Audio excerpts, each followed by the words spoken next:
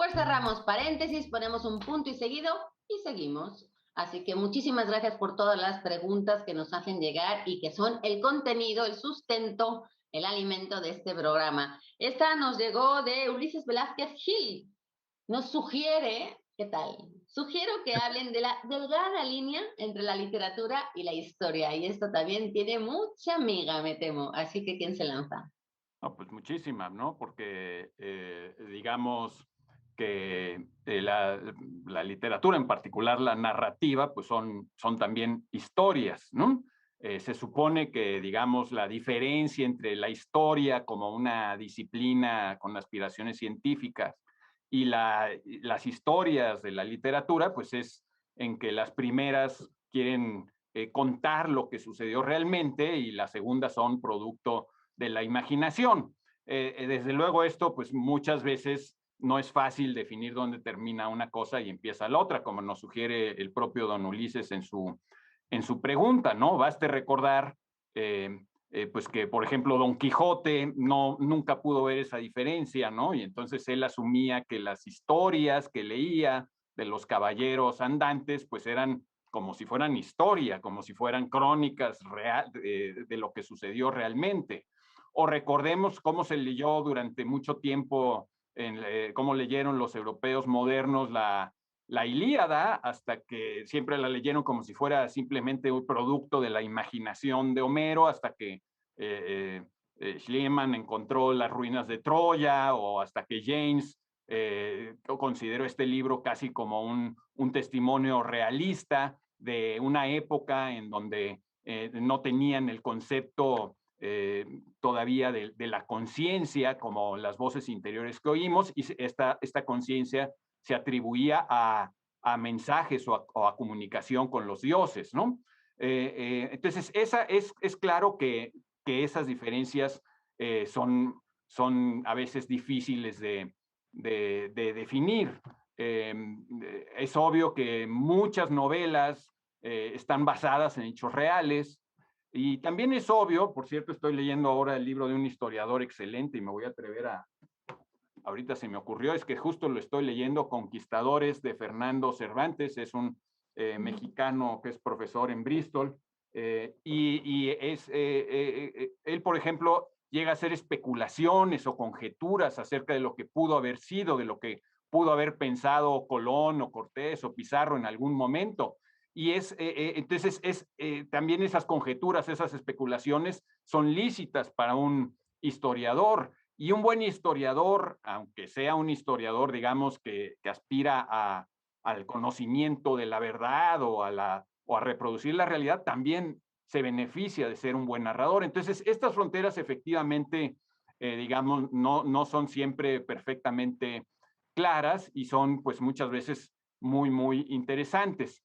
A mí me gustaría señalar primero cómo toda labor del historiador como profesional o como del historiador que aspira a contarnos los hechos tiene algo de artificial, algo de literario, y después hablar algo acerca de una diferencia que me parece a mí también fundamental y que se ve pocas veces. Primero, ¿por qué siempre hay algo de artificial en la labor del historiador? Porque los hechos nunca ocurren linealmente. Los hechos, la realidad siempre es, digamos, es como un bulto donde todo ocurre simultáneamente, y por necesidad de la misma escritura, pues lo que hace un historiador es poner una cosa detrás de otra. Es decir, la escritura es lineal y los hechos nunca son lineales. Los hechos son siempre en bulto, siempre todos a la vez. Entonces ahí ya hay algo de artificial, incluso en los historiadores que más honestamente quieran reproducir la realidad, más aparte que pues, siempre va a haber una dosis de subjetividad, de punto de vista, y es pues difícil decir que un historiador es completamente objetivo, ¿no? Y, y la diferencia que pocas veces se ve y que me interesaría mucho señalar, sobre todo porque, entre paréntesis, esto también es un comercial, está un poco en el corazón, es un resorte, es que hay una diferencia importante entre las historias definitivas y las historias provisionales. Curiosa y paradójicamente, lo que hace un historiador siempre es una historia, termina siendo un trabajo provisional, ¿Por qué? Porque nunca hay la última palabra sobre un hecho histórico, nunca hay el libro definitivo sobre ningún hecho histórico. ¿Por qué? Pues porque siempre pueden aparecer nuevas evidencias. A lo mejor un día aparecen nuevos documentos, nuevas evidencias, o la ciencia encuentra nuevas maneras de averiguar cosas acerca del pasado, como ha ocurrido, por ejemplo, con muchas cosas científicas de que ahora sabemos qué plantaban o cómo vivían o qué arqueologías. algo. Sí, la ciencia ha modificado la historia y eso va a seguir avanzando. Entonces, la historia de los historiadores siempre es provisional porque nunca puede ser la última palabra porque a lo mejor después alguien conoce algo más. Y en cambio, paradójicamente, las historias que no aspiran a reproducir la realidad, las historias de la literatura, esas son definitivas, son completamente definitivas. Es decir, si Juan Rulfo comenzó diciendo, vine a Comala porque me dijeron que acá vivía mi padre, un tal Pedro Páramo, eso ya no va a cambiar, no importa qué encuentren, no, en el futuro nadie va a venir a decir, no, no, no, no, no, la historia de Pedro Páramo está toda mal, no va así, ¿no? Y eso no va a ocurrir, ni siquiera, digamos, la Ilíada siempre va a acabar con el entierro de Héctor Domador de Caballos, en la versión que sea, en la traducción que sea, así termina esa historia y es definitivo que ahí termina. Y estas historias definitivas, que solo son posibles en la literatura o en los textos religiosos o en ciertas mitologías, son las que nos proveen de sentido, porque todo lo demás es provisional. Y yo creo que esa diferencia entre la historia de los historiadores y las historias de la novela y de la literatura en general es una diferencia muy importante que debemos tener en cuenta. Yo quisiera plantear una cuestión que tiene que ver con la palabra que tú utilizaste, que es la ficción. Simplemente cualquiera de nosotros, cualquiera de los que nos está ahorita viendo, cuente algo. En el momento que nosotros contamos algo, ¿qué te pasó hoy en la mañana? Me pasó tal cosa. Añadimos elementos que no son objetivos, que no son reales. Es decir, en el momento en el que hay un relato, todo uso del lenguaje lleva a la ficción. ¿Por qué? Porque el lenguaje es una manera de organizar la realidad. La realidad no tiene sujeto, verbo, complemento y adjetivos complementarios y preposiciones. Y entonces, a la hora que nosotros contamos, estamos metiendo una gran cantidad de mentiras, ¿sí? Ya no digamos los maridos que llegamos muy tarde y así como lleguemos, ¿no? Sino cualquier persona, simplemente para darle coherencia a su relato, para darle incluso verosimilitud, para darle emotividad, para conectar con el otro, para ser perdonado o para humillar al otro, nosotros en esos momentos estamos metiendo ficción. Entonces, ¿qué pasa? Los historiadores, actualmente no hay ningún historiador tan ingenuo que piense que trabaja con hechos. Todos saben que trabajan con discursos. Todos saben que trabajan con relatos. ¿Sí? Actualmente toda la zona de la politiquería nacional tiene que ver con narrativas. ¿Cuál es la narrativa de tal? ¿Cuál es la narrativa de tal? ¿Por qué? Porque lo que se está midiendo son formas de coherencia que se le está, que el lenguaje es quien las está otorgando, ¿sí? Es muy interesante a la hora de hablar de temas entre historia, filosofía, literatura, arte, veamos hacia nuestras pequeñas acciones cotidianas y veamos en qué momento comenzamos a ser artísticos y dejamos de ser artesanales, en qué momento comenzamos a ser metafóricos y dejamos de ser descriptivos. Eso a mí me gusta mucho. Las delgadas líneas, como lo dijo quien lo preguntó, la delgada línea es algo con lo que podemos jugar y hay que jugar con gusto, pues, ¿no? Yo creo que ahí también el problema es que utilizamos muchas veces todo literal.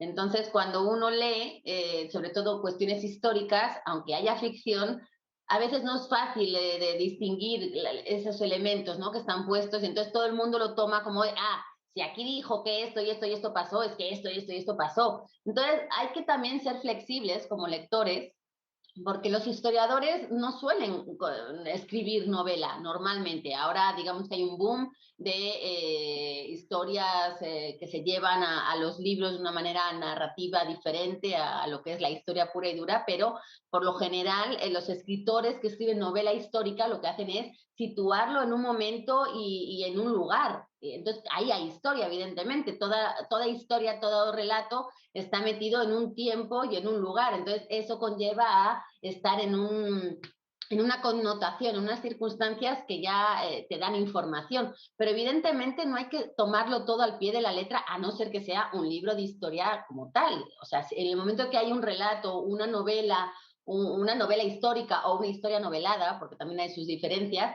pero evidentemente ahí se dan sus licencias para, justo lo que decías, Eduardo, completar una historia que sea también recordable, ¿no? Y entretenida, que eso es muchas veces también lo que se busca. Entonces, no hay que tomar todo al pie de la letra si no se sabe distinguir Pero esa ficción. a mí me parece muy interesante lo que están ahorita platicando, lo que hablaba Pablo y Eduardo, respecto a que en la antigüedad, digamos, en la remota antigüedad, como en la época que se escribió la Ilíada y la Odisea y se compusieron grandes poemas en otras culturas también, no había para el ser humano una diferencia, no había una delgada línea, ¿no? No había una diferencia abismal, no había una frontera entre el mundo de la afuera, de lo que sucedía afuera, y el mundo de lo que sucedía dentro, de tus emociones y de tu vida interior, y también de las cuestiones intersubjetivas, ¿no? Las visiones construidas por las comunidades.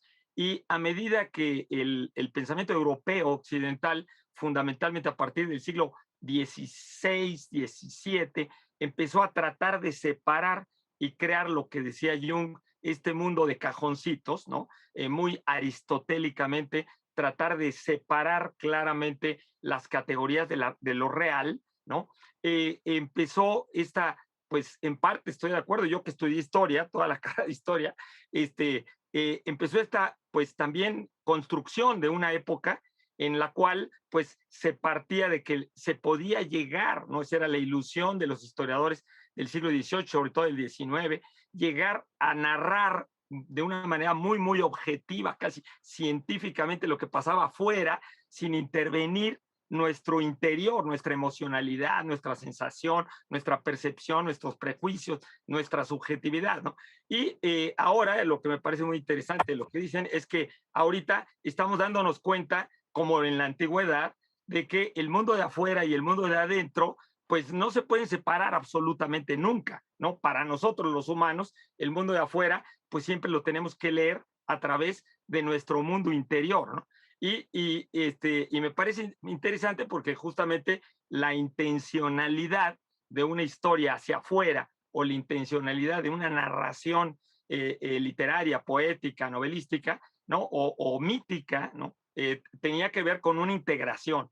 Y por eso, pues, simplemente esa frontera, pues, depende también en qué época la empecemos a ver. Es como la ciencia, creía que la ciencia física, todo lo de afuera lo podíamos describir objetivamente, y ahora, pues, con el principio de indeterminación de Heisenberg y la física cuántica y la física relativista, empezamos a darnos cuenta que tampoco vamos nunca a poder describir absolutamente lo que pasa afuera sin intervención de nuestra propia interioridad, ¿no? Se me hace muy interesante. Bueno, creo que ese es un tema discutible y es otro. A mí me gustaría solamente añadir también que es curioso cómo para que fijemos como algo definitivo del pasado, muchas veces lo que necesitamos es curiosamente una obra de ficción, de tal manera que, digamos, los personajes cuando pasan por una novela o cuando pasan en el cine, esos personajes históricos como que se nos quedan grabados que así son, ¿no? Es curioso cómo para volverse más definitivos la figura de esos reyes ingleses de los que hablaba Shakespeare, por ejemplo, pues como que necesitaron pasar por la ficción para que se nos queden más claramente como fijos en la memoria. Eso es también muy paradójico, ¿no? Y con una versión también subjetiva, evidentemente, porque ve que tú saber y que en Pero no realidad. hay que caer tampoco en el relativismo de que es imposible conocer nada o de que No, no, no, no, no, por supuesto. Son todo. elementos, ¿no? Sí. Basados además, basados en hechos reales.